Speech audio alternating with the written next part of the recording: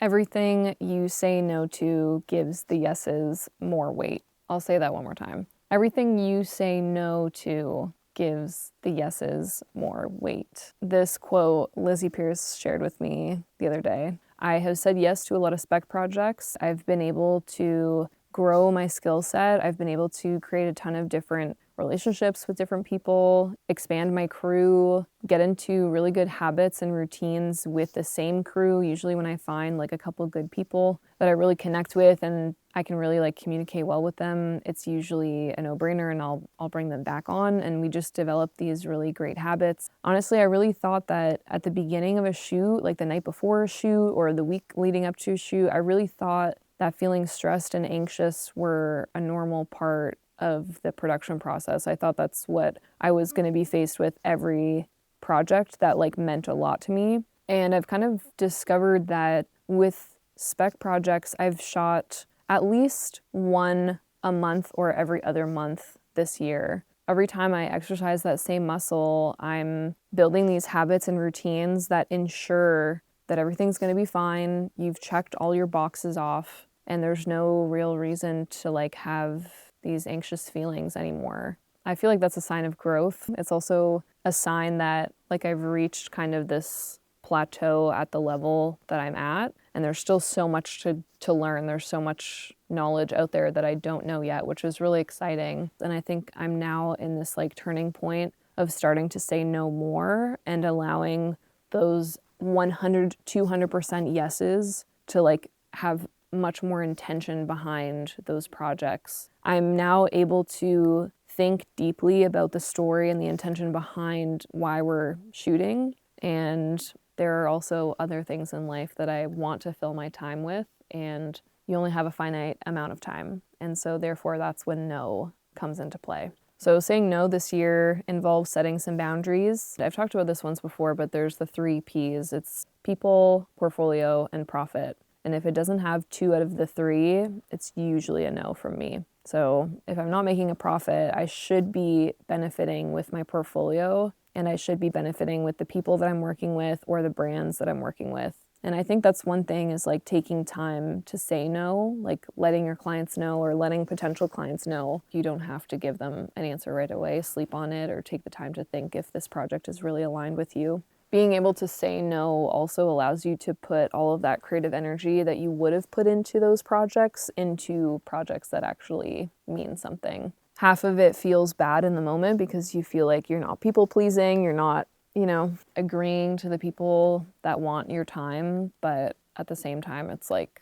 that creative energy is valued, and you have to remind yourself sometimes that you do this full time. People hire you because of you and your skill set and your personality and how you operate on a set. It's not just about your skill set. It's truly like they are hiring you because of you and your energy and your intentions and like how much and how deeply you think about all of these things. So if they don't value that and there's no monetary reward and there's other people calling your line, number 1, your price goes up because you're in demand. And number 2, it's time to just reflect and say no. Saying no is also like a long-term investment. You are saying no to smaller gigs that might not pay as well, but you are making a confident decision and letting other people know, hey, this doesn't align with me. This is who I am. It goes back to the very first thing I said. By you saying no, it gives those yeses more weight and more intention, and it allows just more effort to be poured into the things that you actually want to do. At the end of the day, that will make you happy. That will make you fulfilled. It'll just make you proud of like what you're doing and what you stand for. There's a lot of art out there. Like there's so much media. There's so much content, and I want my art to matter. I just want it to be intentional. And if it has to do with capitalism and materialism and it's still commercial based, then great, because yeah, we have to face the reality that yeah, we all have to pay our bills at some point. But also if there are brands out there that just want to tell stories and have their brand featured in it, I think that is the most impactful way to do it. I think that is where I'm headed. I want to say yes to more intentional storytelling, to things that like actually matter to me. I just turned 27 this weekend, and this reflection I think is important to share with everyone else. else who is going through a similar transition period where you might not be beginners, you might be in that intermediate stage.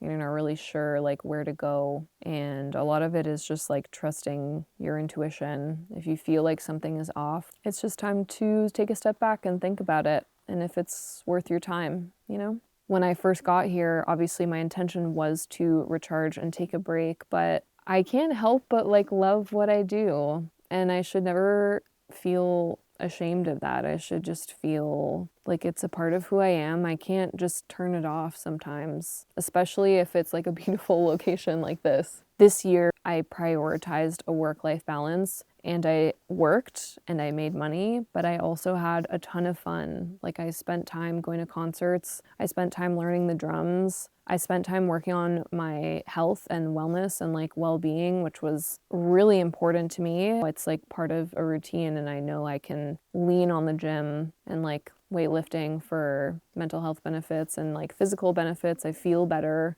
I feel like this year I succeeded in that balance, and I'll continue to do that because I feel like when I force myself to shut it off, it's usually because I'm excited about a project. If I'm excited about a project, I should just do it. I should just let myself do it because creativity just ebbs and flows so much. If you have just this one life to live, why not do the thing that you love? And conveniently, this career path allows us to actually make a living and make money off of it. And so I'm forever grateful. And I even told myself during this week, like, I'm gonna shoot a little bit, I'm not gonna shoot a lot.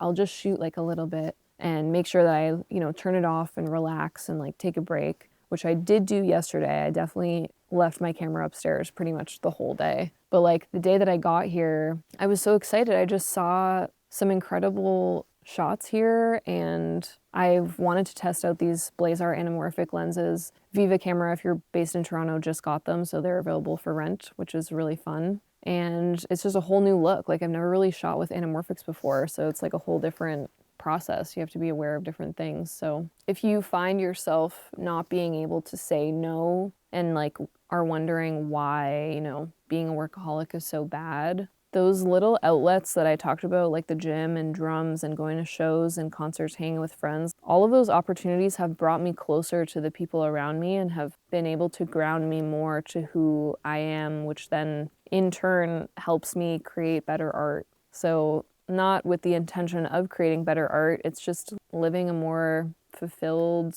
like holistic life where I'm like doing this. I'm just relaxing. Usually for my birthday, I would have been like, yeah, like let's go make money, like let's secure a job, and I'd be working. But this year I was like, no, I still technically am working. This was like an exchange with this beautiful cottage, but it was very much so for fun. Like it didn't feel like work. And I feel like that's the sweet spot. That's when you know you're doing what you love. I'm so excited for this year. I just want to thank all of the people involved in all of the spec projects this year. It's been phenomenal. We've had an incredible amount of creativity and collaborations and like fusions between different worlds. And I just am so grateful. So thank you guys for watching. There will be so much more content, especially during the winter months, because in Canada it gets a little quiet with the snow. So thank you, and I'll see you in the next one.